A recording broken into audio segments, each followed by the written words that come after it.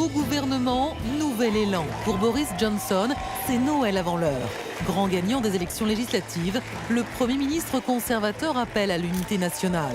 En ligne de mire, le Brexit, le 31 janvier prochain. Le travail s'intensifie maintenant pour faire de 2020 une année de prospérité, de croissance et d'espoir, pour mettre en place un Parlement qui travaille pour le peuple. Merci à tous et joyeux Noël. Boris Johnson veut aller vite. Il présentera vendredi à la Chambre des communes l'accord trouvé avec l'Union européenne sur le Brexit. Londres et Bruxelles entameront dans la foulée des négociations cruciales sur leurs futures relations commerciales. Les deux parties bénéficient d'une période de transition d'1 an pour trancher une multitude de questions. Comment taxer le thé anglais ou éviter la pénurie de médicaments? Comment faire circuler les camions de marchandises? Plusieurs dirigeants européens, à l'image d'Angela Merkel, envisagent que la Grande-Bretagne opte pour un dumping social et fiscal. Il y aura désormais un concurrent à notre porte, un pays qui n'est plus membre du marché unique. La chancelière a raison de dire qu'en même temps qu'il est un ami, un partenaire, ça devient un concurrent parce qu'il est hors de l'Union, mais on ne veut pas que ce soit un concurrent déloyal. L'Europe réussira-t-elle à conserver une relation de bon voisinage avec le Royaume-Uni? Les 27 parviendront-ils à faire taire leurs propres intérêts commerciaux pour négocier d'une seule voix avec Londres? En cas de réussite, le Brexit pourrait-il faire des émules au sein même de l'Union européenne? Et pour en parler, 3 invités. Jeremy Stubbs, président du Parti conservateur britannique à Paris, le costume de la victoire, le costume 3 pièces. Non, vous ne trouvez pas, Frédéric Ancel? Magnifique. Hein? Bon, Jeremy Stubbs, je vous taquine, vous êtes un contributeur régulier de la revue Causeur et vous estimez que Boris Johnson n'a aucun intérêt à affaiblir l'Europe. Vous vous voulez rassurant, au contraire, il est le mieux placé pour devenir le meilleur ami. Ah bon? De l'Union européenne. À ce point-là, à côté de vous, Tara Varma, bonsoir. Vous êtes directrice du bureau de Paris du think tank européen European Council on Foreign Relations. À vos yeux, Tara Varma, l'idéal pour les deux parties, Londres et Bruxelles, bien sûr, serait de trouver un accord économique et sécuritaire d'ici la fin de l'année 2020. L'échec des négociations ne doit pas venir de l'Europe. Et à côté de vous, Frédéric Ancel, géopolitologue, maître de conférence à Sciences Po Paris. Vous estimez que ce qui va être déterminant, c'est la signature ou non d'un accord de libre-échange entre Londres et Washington. Si c'est le cas, si un tel accord était signé, les Britanniques deviendraient alors de redoutables concurrents. Une question de nos téléspectateurs, d'un de nos internautes, parmi celles que vous avez sélectionnées pour ouvrir le débat, chère Sonia. Oui, seul face à tous les membres de l'Union européenne, peut-on raisonnablement imaginer que le Royaume-Uni puisse être un concurrent sérieux de l'UE? Frédéric Ancel, Angela Merkel redoute la présence d'un concurrent à nos portes. Est-ce que ce concurrent sera sérieux? Quel est le rapport de force là, aujourd'hui? Non, à lui seul, non, bien sûr. Non, dans la Grande-Bretagne, face à l'Union européenne, non, c'est pas grand-chose. Sur le plan financier, ça pèse. Mais sur le reste, non, c'est pas grand-chose. En revanche, secteur par secteur, produit par produit, sur le plan civil comme sur le plan militaire, il peut y avoir une concurrence dommageable, pas dommageable dans l'absolu, dommageable par rapport à la pénétration de la Chine, notamment dans l'espace européen ou grand européen, et pas seulement d'ailleurs grand européen, par rapport à la concurrence, alors pour le coup, redoutable des États-Unis, et peut-être de futurs géants comme l'Inde et le Brésil. Et c'est là où ce serait extrêmement dommageable, à la fois pour la Grande-Bretagne et pour l'Europe, de se faire une concurrence terrible. On peut très bien divorcer, j'allais dire, à l'amiable, et j'espère que c'est ce qui va se faire. Jérémy Stubbs, la Grande-Bretagne est un concurrent pour l'Union européenne, désormais? Il faut dire d'abord que les États membres au sein de l'Union européenne sont déjà des concurrents. Entre eux? Voilà, entre eux. Et là, on a un État membre qui va être à l'extérieur, et par définition, plus un État membre. Est-ce qu'on est obligé d'y voir un concurrent plutôt qu'un partenaire? Je ne le crois pas. Je ne le crois pas. Nous allons justement signer ce fameux accord avant la fin de l'année prochaine, et on verra bien. Mais je ne vois pas pourquoi le Royaume-Uni serait plus un concurrent désormais que maintenant. Très bien. Vincent, ça nous amène au chiffre du jour sur les échanges commerciaux. Voilà. Ce partenariat, c'est 12 milliards. La France réalise un excédent commercial de 12 milliards d'euros avec le Royaume-Uni en 2018. Ça fait du Royaume-Uni le premier excédent bilatéral de la France. Et la France est le 4e partenaire économique du Royaume-Uni devant la Chine. Alors Tara Varma, est-ce que le Brexit qui va maintenant avoir lieu remet en cause ces accords et cette facilité commerciale entre les deux pays? Ça va être en fait tout le sujet des négociations à venir, là, justement. La priorité, c'est de faire ratifier l'accord de retrait, sur lequel on s'est mis d'accord. Donc je crois que la reine a demandé d'ailleurs au Premier ministre que cet accord soit ratifié par le Parlement britannique qui se réunit pour la première fois jeudi avant Noël. Une fois que cette ratification a lieu, il y a plusieurs étapes. En fait, on va être dans une phase de transition pendant toute l'année 2020.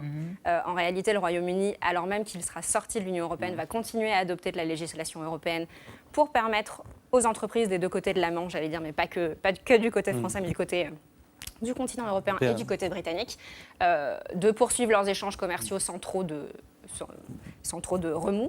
Et en fait, la vraie question, la seconde deadline importante pour le Brexit, ça va être fin 2020. Est-ce qu'on va parvenir d'ici à la fin 2020 à un accord qui permettra justement de s'assurer qu'on n'est pas concurrents les uns des autres, mais qu'on reste européens avant tout. Alors au-delà de cet accord, Frédéric Ancel, il y a une inquiétude qui vient du continent européen, c'est le dumping fiscal, c'est le scénario d'une Grande-Bretagne qui serait un Singapour au cœur de l'Europe. Est-ce que ça c'est envisageable ?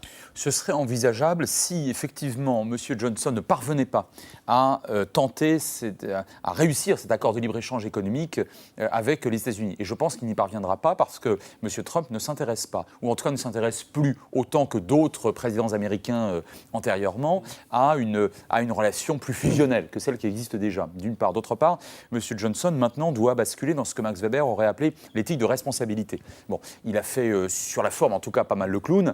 Il a remporté une élection de manière absolument brillante et remarquable. Maintenant, les choses sont claires. Et je pense que ses électeurs lui en voudraient particulièrement si il ne le faisait pas sérieusement. C'est-à-dire que le dumping fiscal ne pourra pas tenir lieu, en quelque sorte, de politique britannique dans les prochains mois. Ça, c'est quelque chose qui me paraît totalement évident. Vous parlez du président américain, il s'est exprimé hier, il avait l'air de considérer quand même cette victoire de Boris Johnson comme une très bonne nouvelle commerciale, on le regarde. Ce sera une grande chose pour les États-Unis car cela signifie beaucoup de commerce et énormément d'échanges commerciaux. Et ils s'impatientent de faire affaire avec nous. Sous l'Union européenne, cela leur était très très difficile. Jérémy Stubb, 2 questions pour une réponse. Est-ce qu'il va y avoir cet accord bilatéral avec les Américains et que pensez-vous du scénario de Singapour ? Singapour, Dit non. de Singapour. Oui, non, parce que vous avez vu que le programme oui, mais il a beaucoup changé. de monsieur Johnson, le programme domestique, est tout sauf un programme singapourien, en quelque sorte. Il a tourné le dos au libéralisme de Thatcher. Il serait impossible d'imposer les mesures nécessaires pour transformer le Royaume-Uni en, comme on dit, Singapour sur Tamise. En ce qui concerne M. Trump, il faut se méfier quand même parce que, et c'est normal, les États poursuivent leurs propres intérêts. M. Trump, en ce moment, en termes commerciaux, il a un solde déficitaire avec le Royaume-Uni. Quel sera son objectif ? Le réduire. Quel sera notre objectif ? Le maintenir.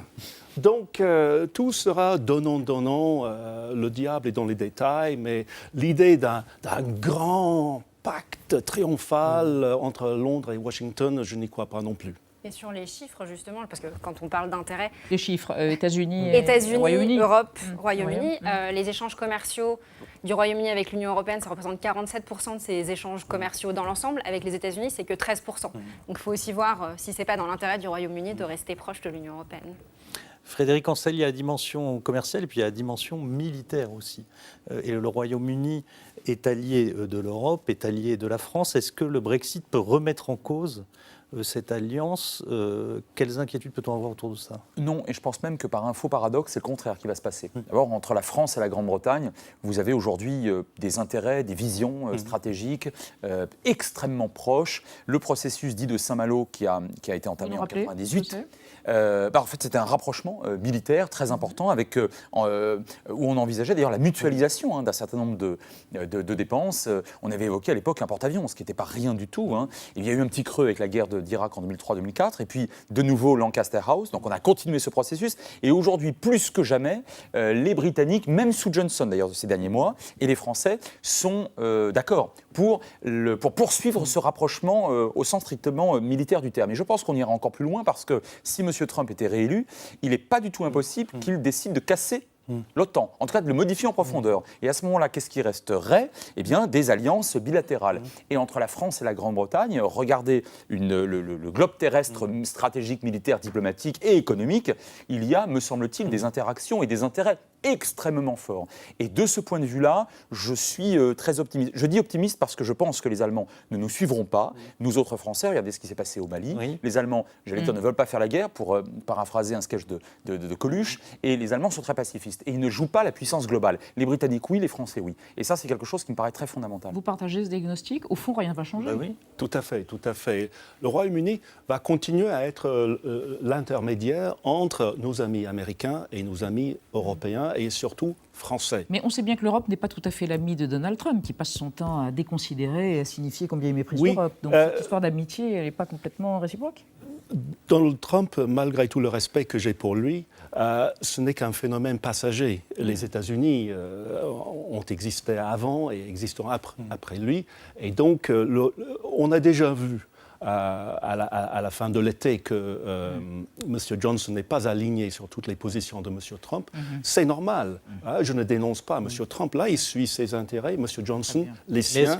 Est-ce que M. Johnson pourrait tenter de faire comme ce qu'a fait Donald Trump, c'est-à-dire d'établir des relations bilatérales avec différents pays européens, au risque finalement de diviser l'Union européenne? Plutôt que de travailler directement avec l'Union, il travaillerait un peu avec la France, un peu avec l'Italie, un peu avec l'Allemagne. Est-ce que c'est un scénario envisageable, ça? La seule manière de travailler avec un pays en particulier, à mon avis, c'est militairement. Et on sait qu'il y a cette, Frédéric en a parlé, il y a cette coopération franco-britannique depuis longtemps. Aujourd'hui, le Royaume-Uni ne pourrait plus faire les Malouines comme en 82. C'est impossible. On ne peut rien faire de sérieux sans les Français. Cette coopération, elle continue et ne divise pas l'Europe. Alors, vous évoquez un phénomène passager qui est Donald Trump. Voici un phénomène élu pour 5 ans. Il s'appelle Boris Johnson. Il est certes phénoménal. Et Thibault Nolte lui prend la tête. Prise de tête. On leur prend, mais on leur rend. Boris Johnson, 55 ans, brexiteur, libéral, populiste, anglais. Je suis Boris Johnson, Premier ministre du Royaume-Uni depuis 4 mois. Le Brexit, c'est moi qui vais le faire. J'entre dans l'histoire comme Churchill, mon idole. Pour ça, j'aurais tué père et mère. Et toi aussi, darling. Ton père, l'un des premiers hauts fonctionnaires british à Bruxelles en 1973, tu l'as tué le jour où, par opportunisme, tu es devenu eurosceptique. Mais j'ai pas eu besoin de tuer ma dépressive de mère. Ni toi. Vive l'Angleterre! Beau, t'es un menteur égocentrique, cynique, vénal et paresseux et un guignol qui est même resté suspendu à une tyrolienne au-dessus de Londres quand il était maire. J'avais même dit, comment voudriez-vous que les gens élisent un neuneu qui reste coincé sur une tyrolienne? Et voilà le neuneu à Downing Street pour 5 ans. Mais t'es là grâce au Brexit. Et pourtant, t'as toujours menti sur l'UE. Mais c'est ça qui est beau. J'ai commencé quand j'étais correspondant du Daily Telegraph à Bruxelles de 89 à 94. À coup de fake news, je présentais la réglementation européenne comme une machine de guerre anti-anglaise. Et je continue. Dans un meeting en juillet, j'ai affirmé que les bureaucrates de Bruxelles obligent les pêcheurs de l'île de Man à emballer leurs harengs fumés avec des pochettes de glace. Tout le monde a érupté. En réalité, l'île de Man ne fait pas partie de l'UE et la réglementation en question est britannique. Boris, si tu mens au pays, je dois te croire quand tu me dis que tu vas m'épouser? Carrie, j'ai un arrière-grand-père turc qui a fini pendu et démembré. J'ai 2 enfants illégitimes non reconnus. Dans un édito, j'ai traité les Africains saluant la reine Elisabeth de négrillons à sourire de pastèque. Et j'ai déclaré, en campagne électorale, voter Tory fera grossir les seins de ta femme. Ça répond à ta question?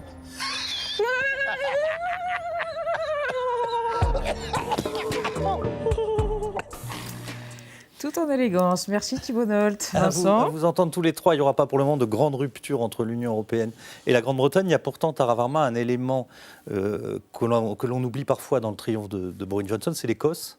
C'est le point faible, c'est le point de dislocation peut-être du Royaume-Uni. Est-ce que c'est un scénario envisageable, ça, que l'Écosse se détache pour retrouver l'Europe?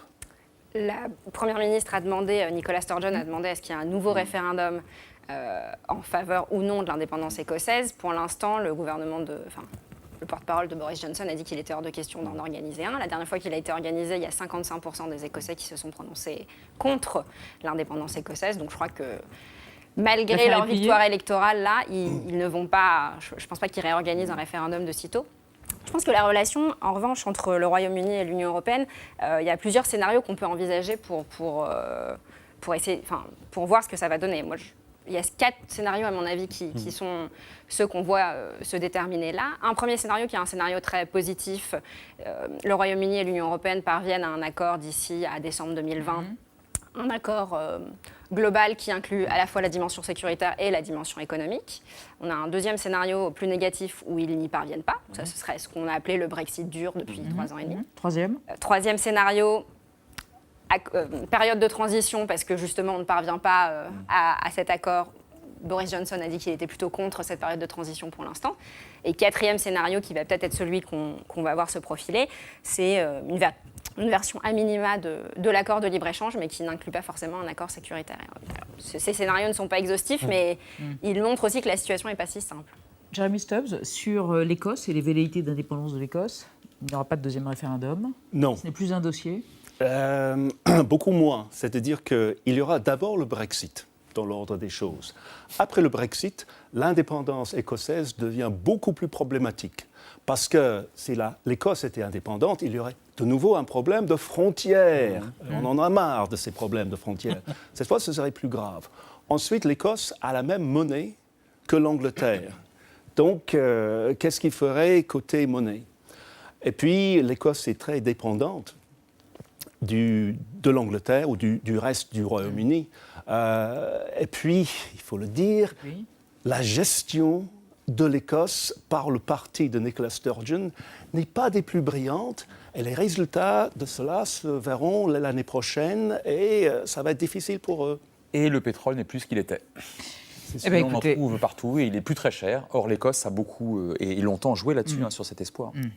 Alors, vous venez d'évoquer les frontières. On évoque la politique migratoire de Boris Johnson. Que l'on en sait, Sonia? Eh bien, on sait qu'il veut mettre fin à la libre circulation des personnes et renforcer le contrôle de l'immigration en donnant la priorité aux migrants diplômés et qualifiés.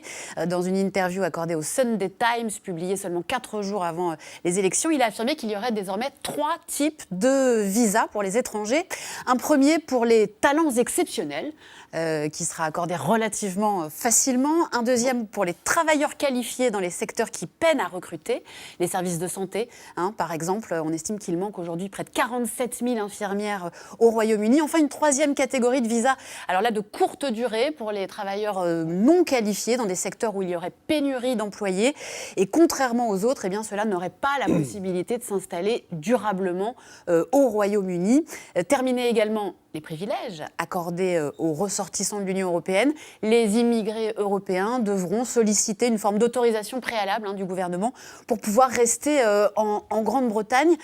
Demain, un Français, un Belge, un Espagnol qui aura envie d'aller travailler au Royaume-Uni sera traité exactement de la même manière que n'importe quel citoyen de n'importe quel pays. Ça va quand même nous faire tout drôle, Frédéric Ancel. D'autant qu'il y a 300 à 400 000 Français qui travaillent en permanence au Royaume-Uni, à Londres en particulier, et d'une part. D'autre part, qu'il y a une relation privilégiée. On a parlé d'amitié tout à l'heure, voire d'alliance entre la France et la Grande-Bretagne. Et là, pour le coup, je pense qu'il y aurait une réaction forte de la part des autorités françaises si... Et vous dites, vous l'employez au conditionnel? Vous pensez que ça ne sera pas aussi dur? Non, je ne pense pas. Je pense que là, on a affaire à des menaces qui, notamment concernant la France, la Belgique, les Pays-Bas, des pays très proches, ne resteront qu'à l'état de menace. Je pense qu'il en coûterait assez cher à l'Angleterre, ne serait-ce parce que les citoyens britanniques seraient traités de la même manière. Mais au-delà de ces pays voisins, Jeremy Stubbs, Boris Johnson a gagné sur une promesse de politique migratoire durcie, non? Mais ça a été un des éléments de sa victoire. Depuis 9 ans, mon parti, mon gouvernement promet de réduire l'immigration. Est-ce qu'on a réussi? Non. Et pas vous du êtes tout. au pouvoir depuis 9 ans. Et voilà, exactement. Ouais. C'est-à-dire qu'il est très difficile de maîtriser l'immigration. En même temps, nos populations, ce qu'elles veulent, c'est voir ou avoir la conviction que l'État maîtrise les choses. C'est ça l'idée. Les gens veulent être rassurés, ils ne le sont pas. Donc, c'est un système qui est censé rassurer les gens en maîtrisant, mais sans mettre fin à l'immigration. C'est ce qu'on appelle l'immigration choisie, c'est ça? C'est exactement ça? Oui, c'est cette vieille rengaine qui revient. Tara Varma, vous pensez que cette dimension migratoire, elle a évidemment joué dans la victoire de Johnson, mais est-ce qu'elle va être observée par les autres pays et par les autres peuples européens qui votent de plus en plus pour les partis souverainistes, nationalistes ou anti-immigrés ? Alors justement, je pense que Johnson, il a fait opérer un changement assez radical au Parti conservateur qui lui a fait préférer la souveraineté nationale et ce contrôle des migrations un peu à la croissance économique, qui était le fer de lance plutôt du Parti conservateur jusqu'à maintenant. Je ne suis pas sûre que d'autres pays européens le suivent, parce que là, quand même, le Royaume-Uni fait le choix de sortir de l'Union européenne. Donc, je ne sais pas dans quelle mesure il sera choisi non plus comme thermomètre de ce que feront les autres. Ce que je vois, c'est que il y a quand même une grosse inquiétude pour Boris Johnson, qui est la croissance économique britannique. Là, ça fait plusieurs années que le pays suit des mesures d'austérité qui ne fonctionnent pas très bien. S'il y a une réduction de l'immigration, notamment des travailleurs qualifiés et notamment de tous ces Français et autres qui travaillent à la City, je crains que ça ne soit dommageable à l'économie britannique en premier. Frédéric Ancel, sur cette question de l'insécurité culturelle qui traverse l'Europe, vous pensez que Johnson va être observé de très près ? Oui, avec une nuance. Ce ne sont pas dans les îles britanniques que sont nés le fascisme, le nazisme, le stalinisme, le maoïsme, etc. Autrement dit, il y a toujours une forme de pondération très importante au sein de la société britannique, même s'il y a eu, et s'il y a aujourd'hui d'ailleurs, des mouvements, on va dire, plus souverainistes ou plus nationalistes, ou plus anti-immigrés. En réalité, ils ne parviennent jamais au pouvoir. C'est ça qui est intéressant. Jeremy Stubbs ? Eh bien, on considérait la question sous tous les angles et on sous-pesait le pour et le contre. J'en suis venu à cette déclaration suivante qui est « On a gagné, on a gagné ». C'est tout ? Je peux dire aussi, j'ajoute un point important qui est le message pour ce soir, qui est qu'on dit, là, on l'a vu, Boris Johnson est un populiste. Au contraire, Boris Johnson est notre bouclier contre le populisme. À voir, à démontrer. Merci en tout cas à tous les trois.